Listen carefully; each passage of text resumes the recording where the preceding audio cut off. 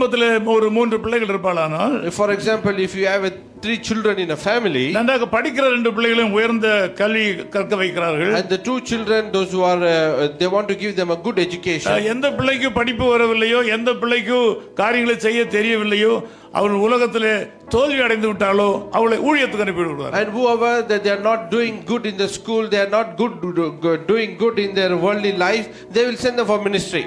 அத மாதிரி உலகத்திலே சகல முயற்சிகளை பண்ணி பார்த்துவிட்டு ஒண்ணுமே வாய்க்காமல் போகும்போது இனி ஊழியத்துக்கு போய் விடலாம் என்று மிஷனரியாக போய்விடுவார்கள். And whatever they tried all the things in the world and nothing is successful, finally they say if they go for ministry they want to become a missionary. அப்படிப்பட்ட மிஷனரிமார்களை நான் அநேகரை பார்த்திருக்கிறேன். Like that I have seen many missionaries. அவங்களுக்கு தேவை பணம் தான் தேவை.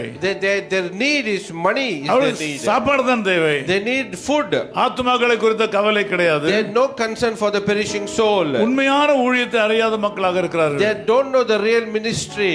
ஆகவே காரியங்களை செய்யும்போது எச்சரிக்கையாய் காரியங்களை செய்ய வேண்டும். So when you do the things you need to do very carefully. தேவனுடைய ஊழியக்காரர்கள் மிக கருத்தாக இருக்க வேண்டும். So the God's minister need to be very careful.